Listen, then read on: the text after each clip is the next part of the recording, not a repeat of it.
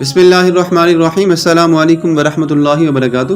محترم سامعین، آج کی ویڈیو میں ہم آپ کو یہ بتائیں گے کہ حضرت ابوبکر صدیق اور حضرت عمر فاروق رضی اللہ تعالیٰ عنہ کے دور خلافت میں جو جنگیں لڑتی تھیں ان میں فتح اور شکست کیسے ہوا کرتی تھی، فتح اور شکست کا راز کیا تھا۔ حضرت ابوبکر صدیق رضی اللہ تعالیٰ عنہ کے بعد حضرت عمر فاروق رضی اللہ تعالیٰ عنہ مسلمانوں کے خلیفہ بنے تو اسلامی خلافت کی اپنے ہمسایہ طاقتور دشمن روم اور ایران سے آپ کی جنگ چھڑ گئی۔ مسلمان ایک طرف ایران میں لڑ رہے ہیں اور دوسری طرف ملک شام میں، جس پر اس زمانے میں روم کا قبضہ تھا۔ ہرقل شاہ روم کے پاس لاکھوں سپاہیوں کی بڑی نفری موجود تھی، جن کے پاس جنگی ساز و سامان کی کوئی انتہا نہ تھی۔ ان کے مقابلے میں مسلمان فوج بڑی تعداد میں کم تھی اور اس کے پاس ساز و سامان بھی کچھ واجبی سی تھا، بہت ہی کم تھا۔ اس کے باوجود مسلمان مجاہدین رومیوں کو پے در پہ شکستیں دے کر شام کے کئی بڑے شہروں دمشق، حمص وغیرہ پر آپ قبضہ کر چکے تھے۔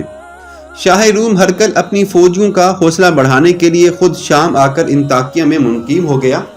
دمشق، حمص وغیرہ میں شکست کھا کر جو رومی وہاں سے بھاگے تھے،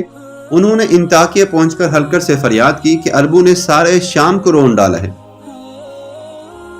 ہم نے ان کو روکنے کے لیے کوئی کسر اٹھا نہیں رکھی، لیکن وہ سیلاب کی طرح آگے ہی آگے بڑھ رہے ہیں، ان کو روکنے کی آپ ہی کوئی تدبیر کریں۔ اس فریاد پر ہرقل نے ان میں چند ہوشیار اور معزز آدمیوں کو دربار میں طلب کیا اور ان سے پوچھا کہ تم وہی ہو جنہوں نے ایرانیوں اور ترکوں کو ناکوں چنے چوائے تھے؟ اب ایک خانہ بدوش قوم سے گنتی کے سپاہیوں کے سامنے تم ہتھیار ڈالنے پر مجبور ہو گئے ہو، حالانکہ وہ تعداد ہتھیاروں اور ساز و سامان بھی تم سے کہیں کم ہے، آخر اس کی وجہ کیا ہے؟ اس پر سب نے شرم سے سر جھکا لیا اور کسی نے کوئی جواب نہ دیا۔ پھر ایک تجربہ کار بوڑھا آدمی اٹھا اور آگے بڑھ کر اس نے بادشاہ کے سامنے یوں تقریر کی: بادشاہ سلامت، اس کی وجہ یہ ہے کہ عربوں کے اخلاق ہمارے اخلاق سے اچھی ہیں۔ وہ رات کو عبادت کرتے ہیں، دن کو روزہ رکھتے ہیں، کسی پر ظلم نہیں کرتے، آپس میں برابری کے ساتھ رہتے ہیں، وہ اپنے اللہ کی اطاعت اور اپنے دین کی سختی سے پابندی کرتے ہیں۔ ان کے لشکر کے ہر آدمی کو زندگی سے زیادہ موت پیاری ہے، لڑتے ہیں تو اپنے اللہ سے مدد مانگتے ہیں، لڑائی میں مارے جانے کو اپنی کامیابی سمجھتے ہیں، اس لیے سر ہتھیلی پر رکھ کر کود پڑتے ہیں، جنگ کے میدان سے بھاگنے یا ہتھیار ڈالنے کا کبھی سوچ بھی نہیں سکتے۔ اور ان کے مقابلے میں ہمارا حال یہ ہے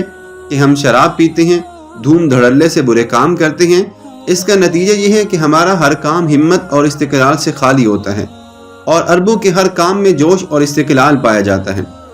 یہ تقریر سن کر ہرقل نے سر جھکا لیا۔ بوڑھے رومی نے جو کچھ کہا تھا وہ اس کو جھٹلا نہیں سکتا تھا،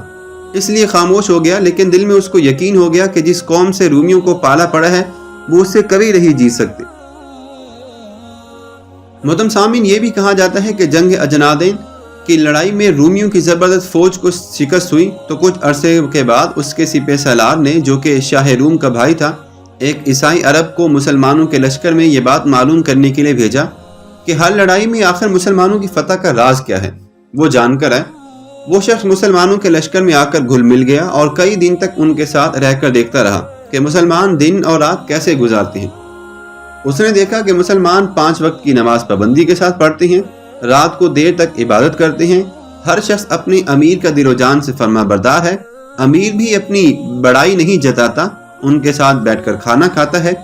سب ایک دوسرے کے ساتھ محبت کرتے ہیں، سچ بولتے ہیں، جھوٹ سے نفرت کرتے ہیں۔ اس شخص نے واپس جا کر اپنے سپہ سالار کو یہ باتیں بتائیں تو بے اختیار اس کے منہ سے نکلا: